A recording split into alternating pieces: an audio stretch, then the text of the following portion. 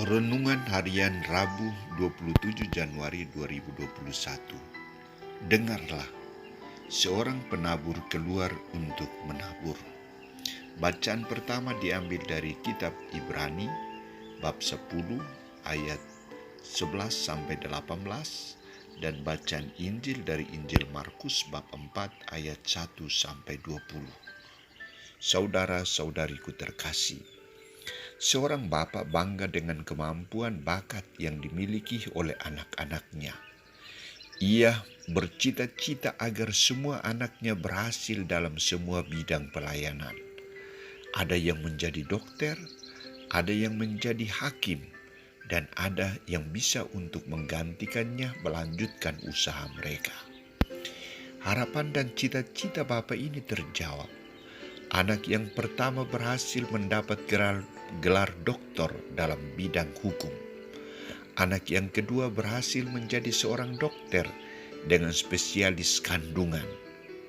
Dan anak bungsu yang diharapkan untuk melanjutkan usaha ayahnya masih berjuang untuk menyelesaikan studinya dalam bidang ekonomi bisnis. Kepada ketiga anaknya, bapak itu memberikan pesan. Tugasku hampir selesai.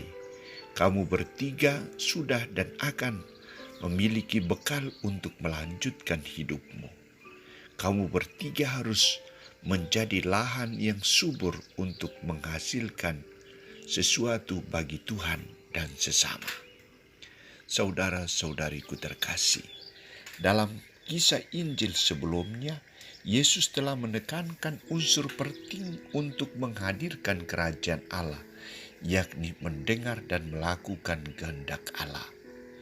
Kisah Injil hari ini, Markus menggambarkan Yesus sebagai seorang penabur yang tidak henti-hentinya menaburkan firman Allah. Ia menaburkan firman Allah di semua tempat, di pinggir jalan, tanah yang berbatu-batu, semak duri dan tanah yang subur. Ia menabur firman Allah kepada semua orang, dan firman itu tumbuh namun tidak bertahan dan menghasilkan buah karena dipengaruhi oleh godaan iblis, karena penindasan atau penganiayaan, kekhawatiran, tipu daya kekayaan, dan keinginan-keinginan akan hal-hal dunia lainnya. Firman itu tidak bertahan karena fondasi iman dalam diri manusia itu sangat rapuh, mudah terpengaruh dan dipengaruhi.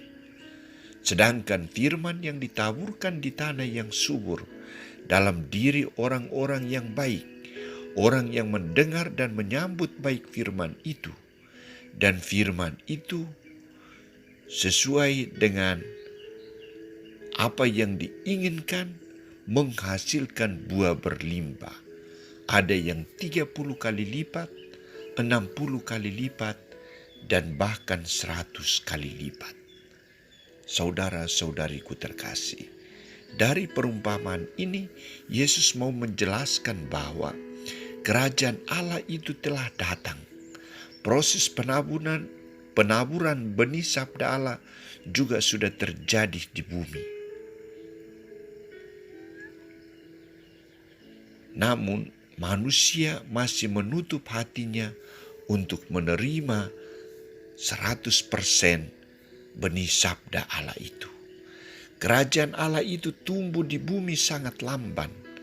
Namun Yesus tetap menuntut murid-muridnya untuk menaburkan benih sabda Allah dalam situasi apapun. Ia menuntut para muridnya untuk menerima manusia sebagaimana adanya. Tugas para murid adalah membantu mendidik agar iman mereka murni dan bebas dari motivasi yang kurang sesuai, sehingga akhirnya mereka menghasilkan buah kebaikan yang berlimpah. Saudara-saudariku terkasih, kita juga diutus untuk menabur benih sabda Allah di tengah dunia yang dikuasai oleh mentalitas manusia yang serba instan, yang lebih mementingkan egonya, yang lebih menomorsatukan hedonismenya, dan lain sebagainya. Dalam dunia seperti ini kita dituntut hadir, menaburkan benih. Kita dituntut memiliki metode pastoral pendekatan yang jitu, hadir dan mengalami, hadir mendengar, hadir berdiskusi dan memberi solusi. Dan pada level terakhir baru hadir untuk menaburkan benih sabda Allah.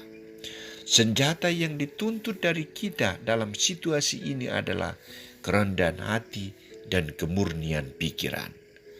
Hidup kita adalah buah dari cinta Tuhan. Maka kehadiran kita harus membuahkan cinta Tuhan bagi sesama. Inilah cara kita menabur benih cinta kasih Allah. Amin.